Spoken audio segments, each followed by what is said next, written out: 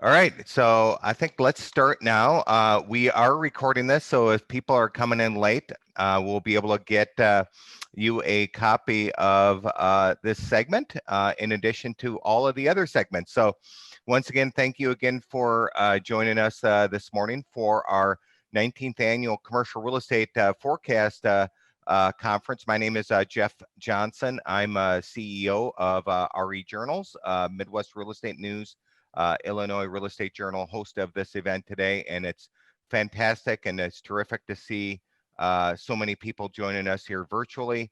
We can't wait to see everybody in person once again. Hopefully at this time next year, we'll all be back together in person. So this was your program this morning. We kicked off with Dr. Dotzer, and then we have had a number of panels immediately following Dr. Dotzer. And now this is your first session, the office breakout session. So these are our panelists, and all I am going to do is just introduce Elizabeth and let her take it away. But if you want to connect up with Elizabeth or any of the other panelists, all you have to do is just click on this in box here. That's that LinkedIn logo, and then you can connect up with them via LinkedIn. You can also see their bios by clicking on this button here as well too. So I'm going to stop sharing my screen and turn it over to Elizabeth Gracie. Elizabeth, it is all yours. Take it away. Thank you. Good morning and welcome to the office breakout session. So before we get started with questions, we're going to set the stage and each of us is going to introduce ourselves, our firms, and kind of tell you our perspective on this discussion today, and I'll go first. So I'm Elizabeth Gracie. I'm a partner at the law firm O'Keefe, Lyons, and Hynes. We practice exclusively in the area of property taxation. So we do tax appeals, but we also do a lot of tax projections and tax planning. And my particular area of focus is office buildings. I represent the owners of a lot of office buildings in the central business district and the suburbs. So Roger, how about if you go next? Hi, happy to. Roger Heerema, principal with Wright Heerema Architects. Wright Heerema Architects started 25 years ago, time flies. And we have always been focused since our inception on workplace design, whether that's in ground up office buildings, repositionings, or corporate interiors. We also do a fair amount of work in the pharma sector as well. Personally, I've got 40 years experience and again, primarily in workplace, and the changes that I think we've seen over the 40 years have been dramatic. And certainly we are at a pivot point again with the way we use office buildings and office spaces. And I'm excited to be here today to talk about that with the panel. Elbert, how about if you go next? Thank you. Thank you very much. Well, of course, I'd like to acknowledge all the panelists and their expertise. Thank you for allowing us, Real Estate Journal, for speaking on such an important topic on our forecast for 2021. And of course, I'd like to welcome all of those who have joined this breakout session. My name is Elbert Walters III, and I am Director of Powering Chicago, the partnership by and between the International Brotherhood of Electrical Workers, Local 134, and the Electrical Contractors Association of the City of Chicago, where we consistently invest in better construction, better careers, and better communities throughout the Metro Chicago region and Cook County.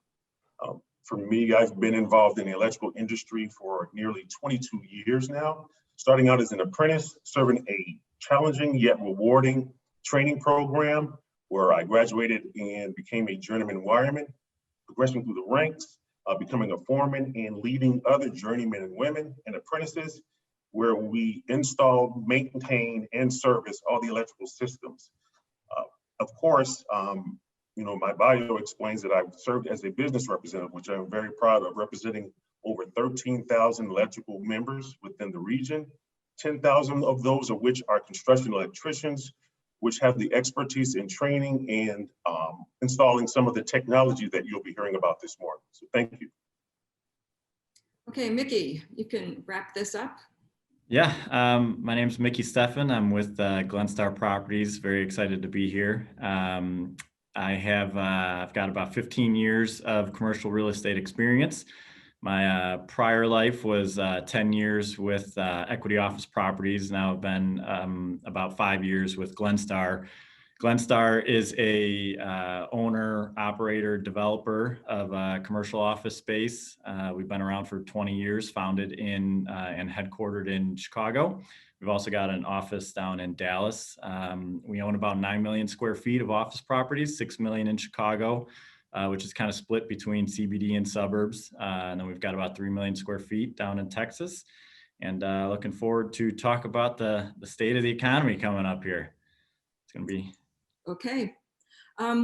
So this is what, 11:30. So by the time we get to this point in a session like this, a seminar like this, a lot of things have been discussed, and a lot of things that we would like to discuss have been touched on previously. But I've listened to the entire program, and I think that there are new perspectives and insights that our panelists can give us. So so we're gonna maybe cover some of the same territory, but I think we're gonna cover it in a different way. So we're all assuming that enough people will get vaccinated, and the public health officials will decide that they can lift restrictions, and we'll get what Dr. Dotzer referred to as the go signal. So when we get that, how will businesses use office real estate is kind of the overarching theme for our first set of questions. So Roger, you and Wright Heerema design workplaces. So will offices and office building design be different in the future, and how so?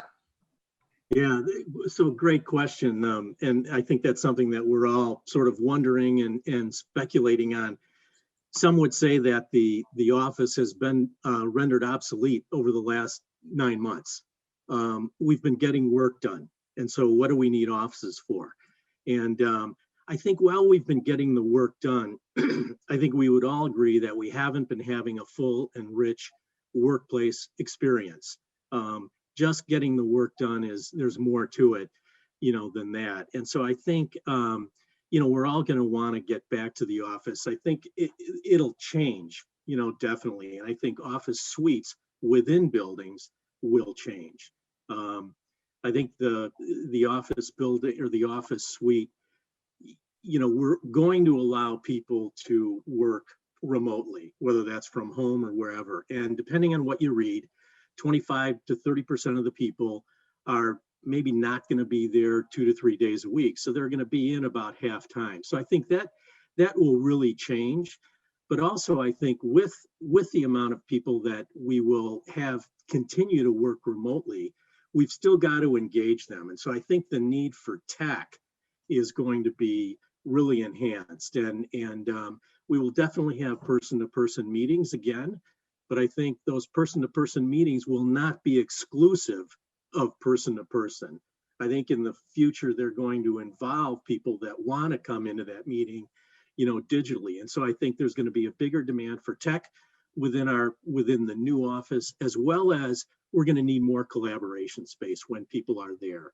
I think we've proven that heads down work is probably done more effectively, maybe not in a busy office. And so giving people the option when they have a day that they really want to just, hunker down and get some things done, without distractions from the office, we've got to allow people to do that. And it's interesting because just before this, our firm was having discussions about, how do we do remote working? Well, we figured that out, on March 16th, and actually it has worked out, pretty well. But I think along with this, the office building is going to change as well. And I think Mickey can speak to this a bit, that, there's going to be more demand, I think, put on landlords and in the way of building services. So I think but the office suite, the office headquarters has got to become a destination workplace.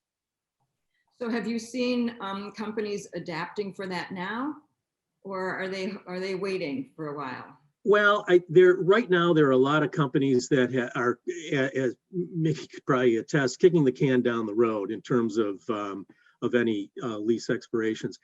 We are beginning to have some discussions with ownership. All of a sudden, everybody is now saying we've got to build some spec suites.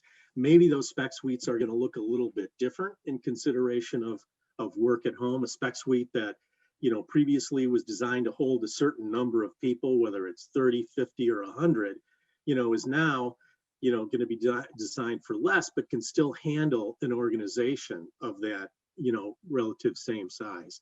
So I don't think we're seeing quite as much, you know, of that immediately, but we are beginning to have conversations about that. Okay, Mickey, we're going to put you on hold for a little while because first I want to hear from Elbert. One thing we have heard a bit about earlier today is it's frequently been mentioned is the touchless office. Elbert, can you just kind of walk us through what is involved in a touchless office?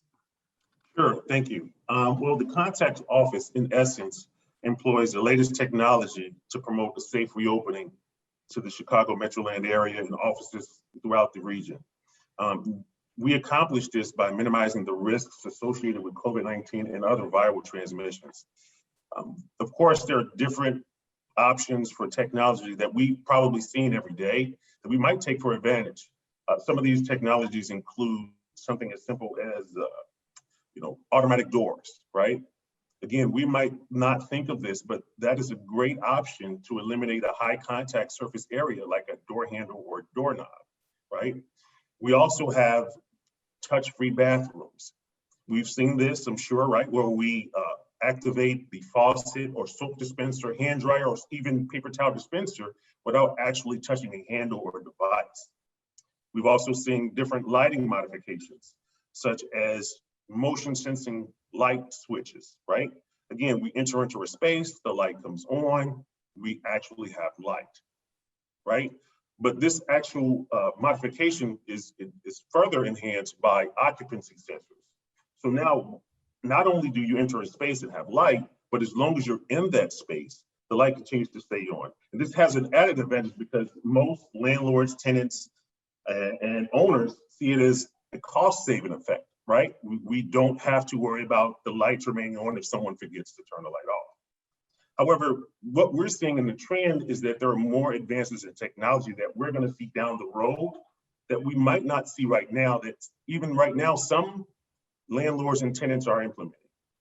We've seen on some spaces the thermal scanners. These particular scanners right now, we might incorporate or see them incorporated where an individual actually puts a scanner to your forehead to test and see what your temperature is. Of course, that encroaches on the social distancing effect, but for large spaces, there's technology that involve thermal scanning systems. And these particular technologies can scan over 30 individuals per second, and they're accurate within half a degree. We also have sign-in kiosks for visitors that integrate mobile technology, right? So an individual that is a visitor into a building can have access to that building without coming in contact with a hand-to-hand or touch contact with a person in order to get a badge. This is important because to me, it serves two purposes. And what we're seeing is it involves not only a security aspect, right? Allowing only access to certain areas of the property, but it also can be modified according to protocol to allow for contact tracing, just in case there is an outbreak or there is a person that is at risk. You can now identify that person and notify that person and say, hey, listen, you've been in contact, if you come in contact with a person or an area that is exposed to COVID. There's also the touch-free or badge scanners for those individuals who are members of the office that are there every day.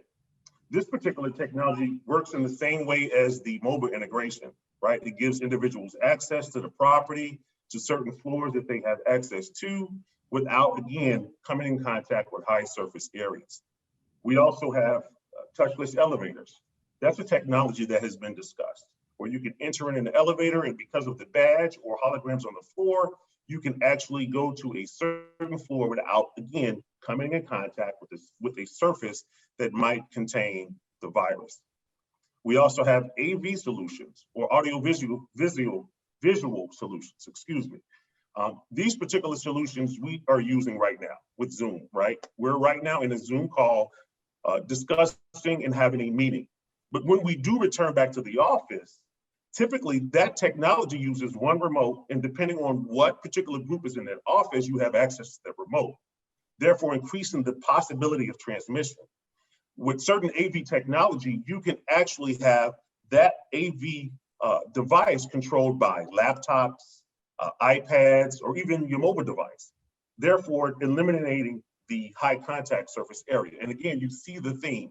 We want to make sure that, again, we eliminate any possibilities to transmit that virus. We have the air filtration systems, right? And this technology has been out for a while with the changing of filters, which is something that everyone has been upgrading and speaking about, increasing the airflow. Powering Chicago and its partners are involved with the air filtration system by installing the UV lighting component. UV lighting has been researched to find that it does kill COVID-19, and this is still being explored to some extent because of the adverse effects that the UV lighting has on individuals, right, on humans.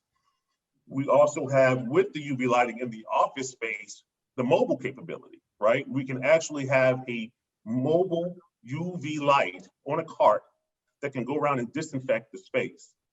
Of course, because of its effects on humans, that particular technology is still being explored and there's limitations associated with it, right? But one of the technologies that I'm most excited about and that I see being implemented is the wireless connectivity. We spoke a little bit about reconfiguring the physical workspace to incorporate social distancing, right? But that presents a special challenge when it comes to cubicles or workspaces that are tied together via a cord. Of course, we know we need a power location. However, we can eliminate the ability to move around by eliminating the data cable. Having the ability to connect an individual's device or workstation to a cellular, a hotspot, or Wi-Fi spot allows for the flexibility to maneuver the office in ways in which you see fit. So these are just some of the technologies, and I can go on and on, but these are some of the technologies that you see or that we see as a trend going forward that will be every day, similar to the touchless bathroom.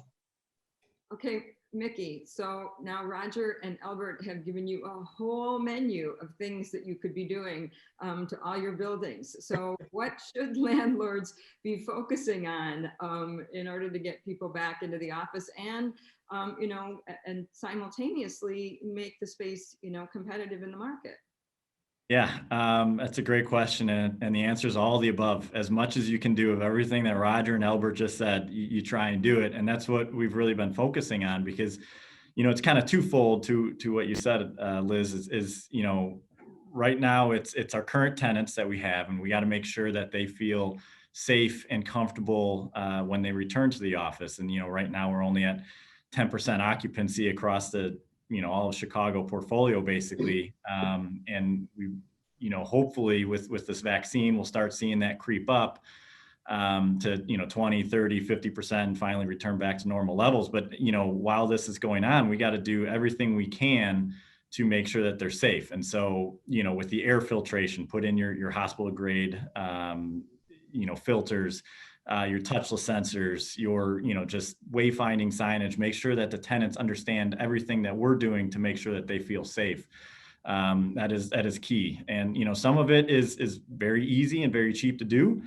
Some of it's a little bit more capital, intensive. But at the end of the day, I feel that all of these, technologies that Elbert just ran through is something that's going to be here, permanently. This is something that COVID has changed, and it's the responsibility of the landlord to make sure that our tenants are as safe as they can possibly be in your building. And in doing so, if we're willing to put in that investment, that makes us a lot more marketable. This is, as granted, there hasn't been a lot of tenant tours these days, but the ones that you have, that is your biggest, marketing tools to say, like, look what we're doing versus what our competitors don't have. You will be safe in this this environment. So it's been interesting because health and wellness was always something that especially the last 5 years or so during this amenities arms race that has been going on, that was important. But with this pandemic hit, it just has put it to the forefront. So, as much as you can do is what will make a landlord successful going forward.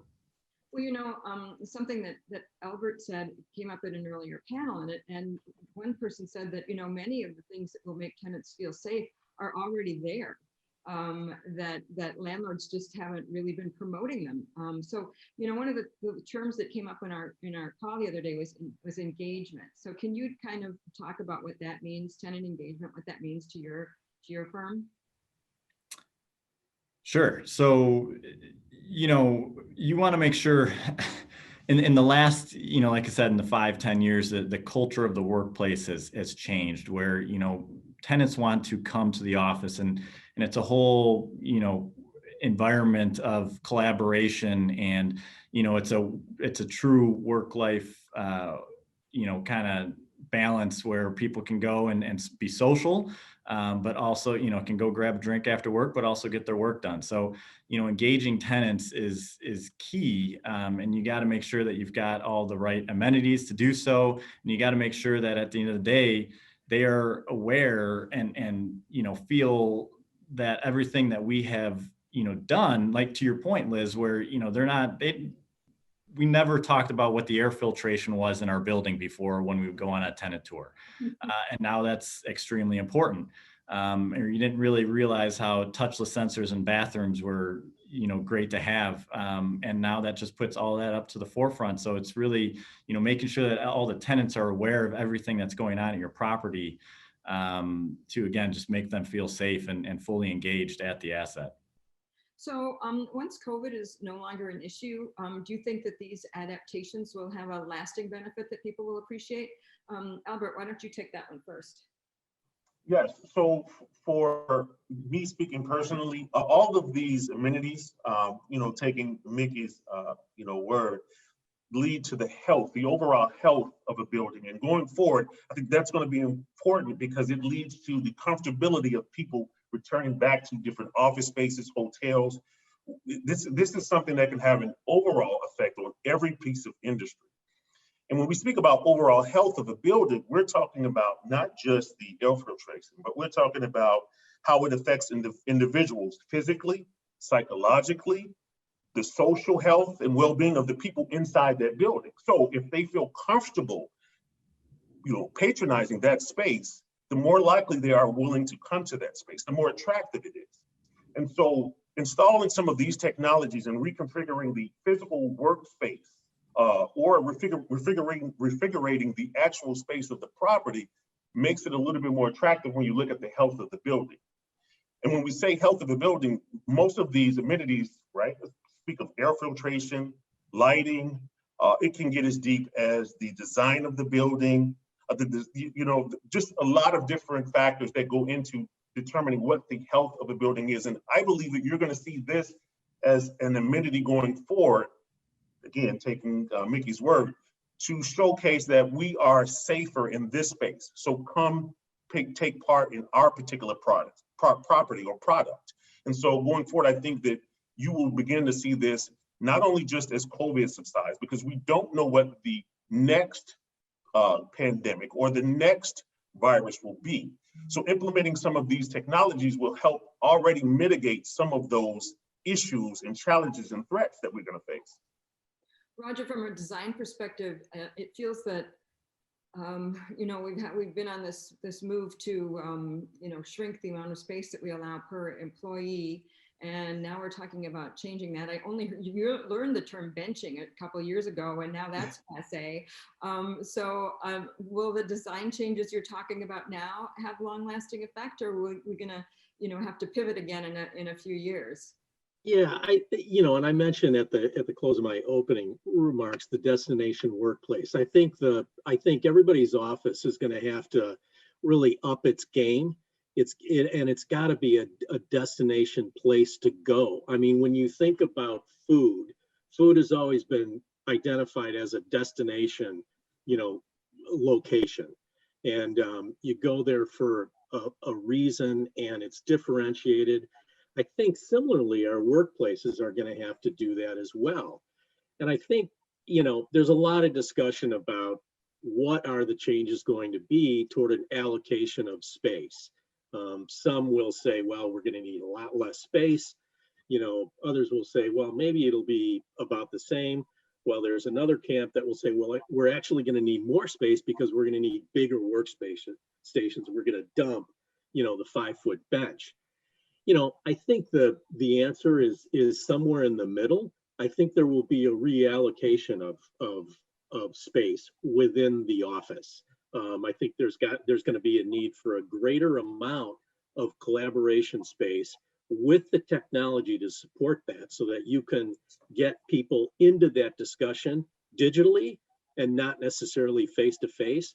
But since there are going to be fewer people in the office, you probably don't need a workstation for every single person. And with certain companies, maybe they will allow a certain percentage of their workers just to be 100% remote. And I mean, when you think about this from an employer perspective too, we all have the lens of sort of employing people, in a place-bound sort of mentality. And all of a sudden now the world is really open to hiring, people. Not that that's for everybody, and that wouldn't that would work, but so I think there's going to be a reallocation, of space. And Mickey mentioned before, experiential. I think there's going to be more of an experience that's going to be created, not only in the workplace but in the building itself too. And I think GlenStar has done a lot to do that, just in the way they amenitize buildings, and they also engage people over social media. It's, and I'll shut that off, it's a different game. Yeah, Vicki, I'm going to let you develop on that a little bit, but also I'd like you to touch on co-working. Co-working was another new thing to me a couple of years ago, and last year at this conference we thought it was the hottest thing going, and since then I know there have been co-working locations that have just stopped operation entirely. So what's the future of that? Sure. The way I see it, and this might be a little contrarian, but I actually think co-working is set up very well for the future. The reason I say that is that, right now tenants, what they're looking for is flexibility. Coming out of a recession, tenants, they don't want to spend money. They don't really have a capital budget. They just went through a recession. So that's the first thing that you cut. And, B, no one really knows what the next couple of years is going to be like. So short-term flexibility is key, along with not having to come out of pocket to build new space. So, with GlenStar, we are huge proponents of the spec suite, as Roger mentioned earlier, which is basically, fully furnished, rent-ready space that a tenant can move into. It's fully built out. It's beautiful space, and they don't have to come out of pocket to build it out themselves. And so it makes a lot of sense. And we're willing as a landlord to be flexible on the term, where now you're only committing to 2 or 3 or 4 years of term versus, in order to get that same type of build out with the TI allowance on an old lease, 10 years ago, you'd have to commit to 10, 15 years of term. So, that flexibility is going to be the number one thing moving forward. And co-working provides that. That allows these tenants the time to, and the corporations to figure out really what their footprint is going to be. So it might make sense to, for the larger corporations where, if they're considering maybe relocating out to the suburbs, or maybe, you hear a lot about potentially doing some satellite hubs out in the suburbs for the workers that don't want to make the commute in town anymore.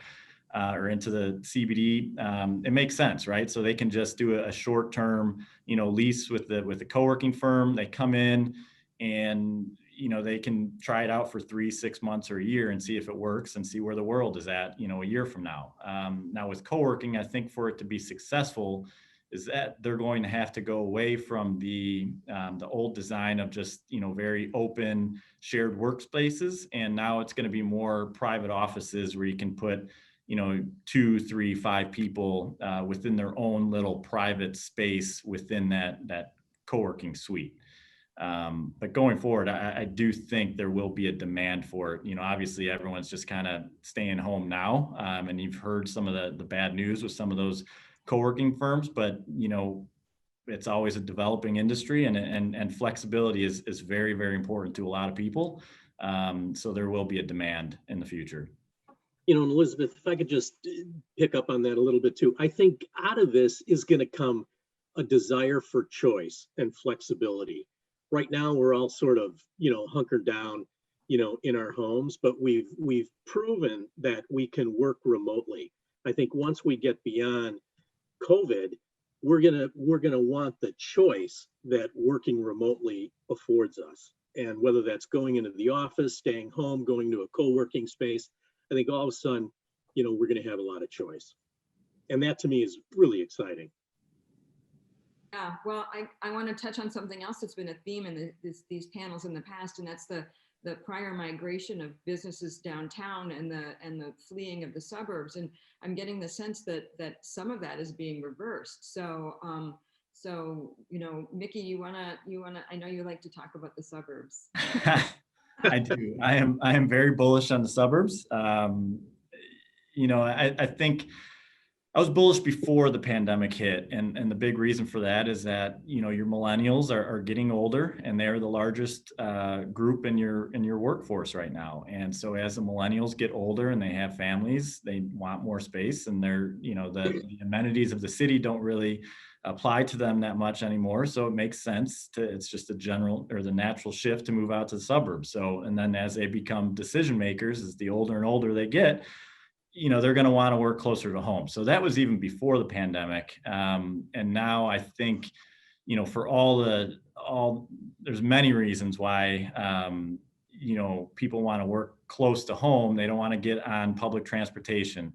They don't want to deal with the commute. I think, as everyone's been working from home recently, they realize how much time they save per day by not making the hour train ride into the city. Or whatever it may be. So I think there's a lot of savings where if you can just hop in your car, you don't have to get in on a public train or drive to your work, hop out, and you're only going up 1 or 2 or 3 stories where you don't have to get in an elevator. There's just a lot of different health reasons where people just feel safer, I think, in a suburban atmosphere than they do downtown. But so I think it has made people realize, and when I say it, the pandemic has made people realize that, there's a lot of advantages being back out in the suburbs. And therefore you don't, saving that time in the commute is great. It gives you a lot of work-life balance. So I think it's just kind of further shifted that, kind of escalated that migration back out to the burbs as we had 20 years ago. Okay, we haven't seen much of that, but we haven't seen much activity anywhere, so that's still to be seen, right? Have we seen corporations doing this? Or no, that's a good point. In terms of the entire Chicago market, leasing activity is very, very slow. As to what Elbert said earlier, the tenants are just kind of kicking the can down the road. And so, we're focusing on just short-term renewals right now. But that said, for some of the new leasing activity that is out there, we do have more out in the suburbs than we do downtown. Now, I think, some of that, has there been some relocations, some tenants that were located downtown and now they're, kind of moving their small mom and pop shop back home, back up north or out west, closer to home. Yes, we have signed a couple leases like that.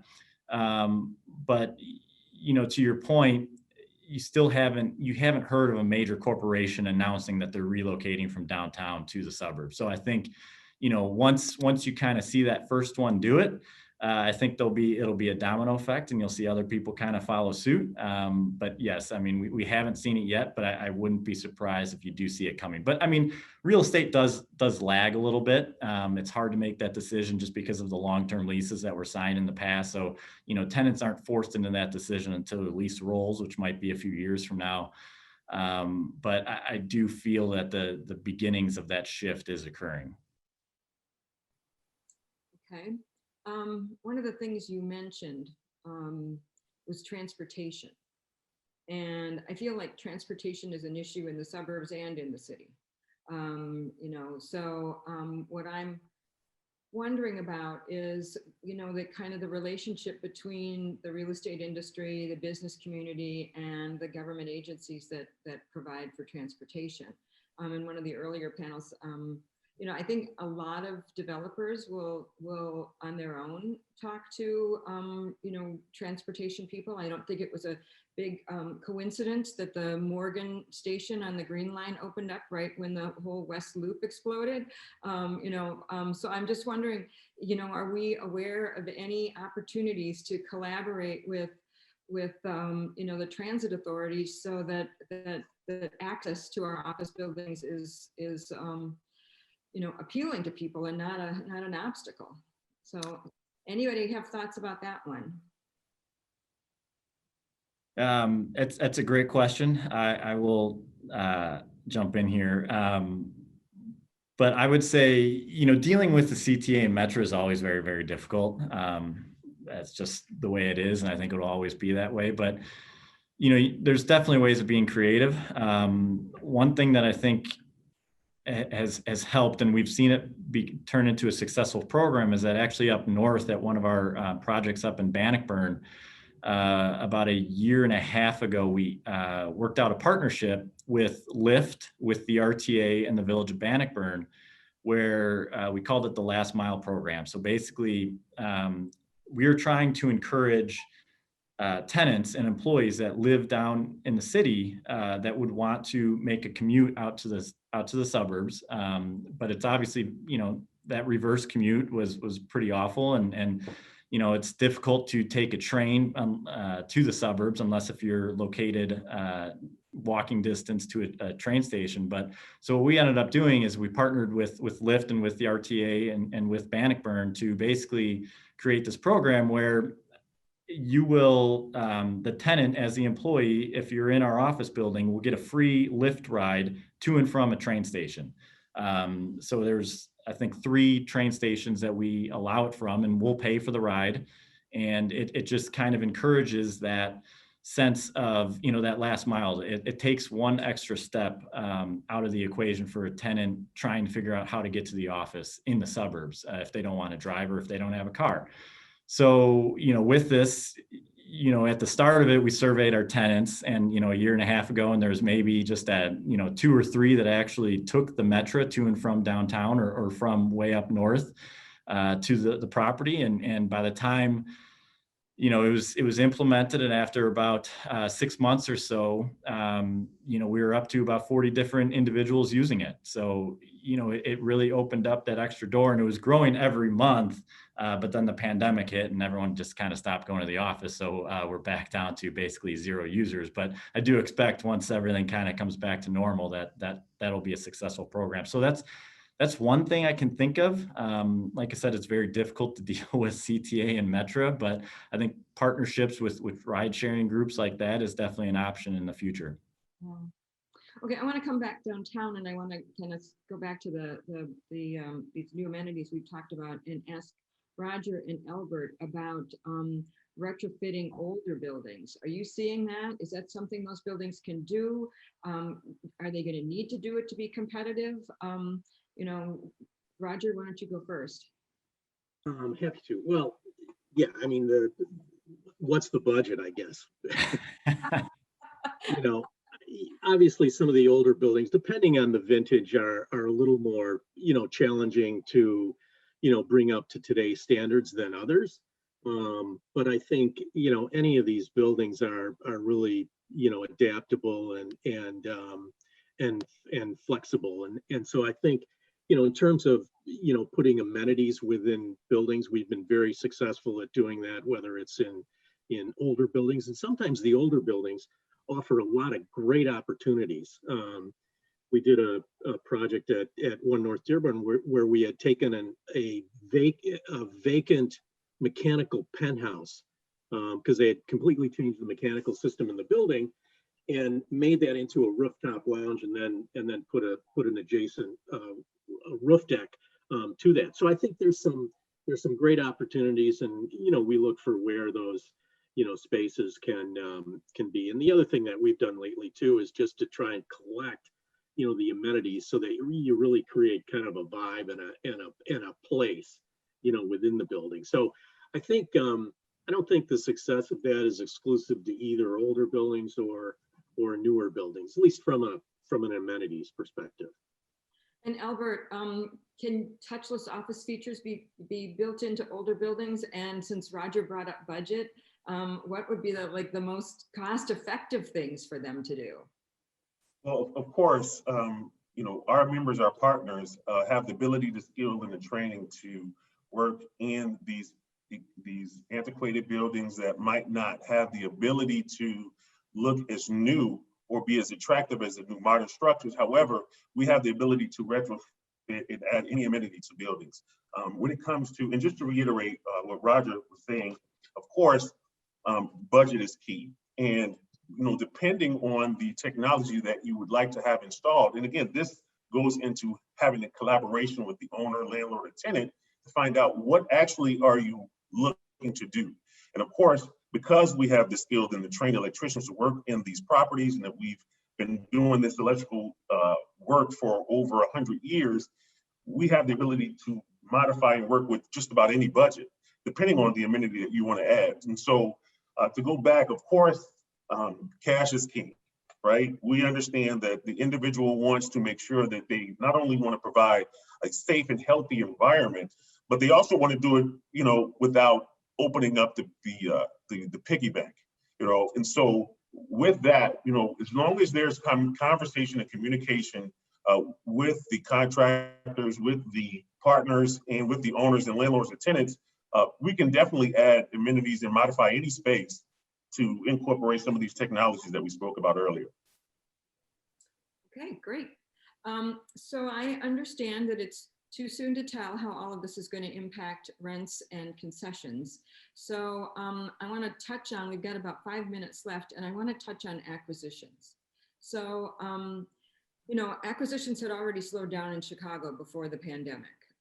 So I'm wondering, Mickey, if you could kind of tell us, what the investment outlook looks like going forward, and, what type of opportunities are investors going to be looking for? Yeah, I wish I knew as well. I'll give you my best guess, but no. To your point, Liz. Yes, I mean the acquisition activity was it was slowing down a little bit. 2019 was a very active year, but 2020 was very, very slow. Everyone that was looking to, and I'm speaking on the office side of things here for Chicago. I think a lot of owners looking to sell, obviously pulled it from the market. Luckily this environment, there's very attractive financing. So it kind of helps where you don't have very large debt service. So you are able to kind of pull it off the market and hold it and wait until the market comes back. But, in terms of the investment activity in Chicago going forward, I really don't expect much to happen here in the next, 3 to 6 months. I think it will also be quiet. Now, I'm probably a little more optimistic than others, but I do feel that, once tenants start going back to the buildings and buildings start becoming occupied, you will start to see an uptick in leasing activity. And once you see that uptick in leasing activity, that will trigger these landlords and owners that have been holding on to buildings for the past, year or so. We'll start looking to take it back out to the market. So, I think there'll be some opportunities here in the next, in Q3 and Q4. In terms of the type of investments, we haven't seen that distressed opportunity as I think a lot of people were expecting here back in March and April. And the reason for that is, rent collection for office buildings has been very, very good. Obviously for retail and other industries and hospitality, it's completely different. But in terms of office, we're collecting 98, 99% of our rents throughout this entire pandemic. And so in doing so, you haven't really had any of those, loans default because you're still collecting rent. Now, that could change, but that distressed opportunity just hasn't been there, as to what I think everyone was expecting. But, like I said, as if this pandemic kind of continues to lag on and the recovery isn't as quickly as what we're hoping, you could start to see some more and more tenants start to default, and therefore that could trigger some of those distressed opportunities. But, in general, I think the next, 6 months are going to be pretty slow. But then as soon as you start seeing that building occupancy creep up, that'll really trigger it, and there'll be a domino effect across the industry. Okay. So we're coming to the end of our time, and I thought we could close out by just going around and saying, I can tell you're all optimistic about the office market in Chicago. So I was wondering if you could just say a little bit about what it is that makes you optimistic about it. So Mickey, let's start with you. Sure. I'm optimistic because, the office, and I know we've talked about it, and the other panels have, but it's that experiential environment. It's an environment where collaboration occurs. And I think of companies like Facebook, Google, Apple, like, could they have become who they were today if they were all working remotely? It's possible. I don't think that's true. I think they became who they are because they had a bunch of brilliant minds sitting in a room, staring at a white wall or whiteboard, trying to, problem solve.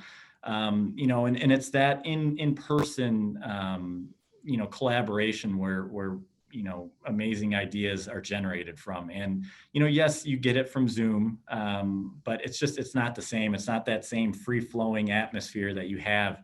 And as Molly put it on the last panel, we are social beings. We like being involved. We like being with other people.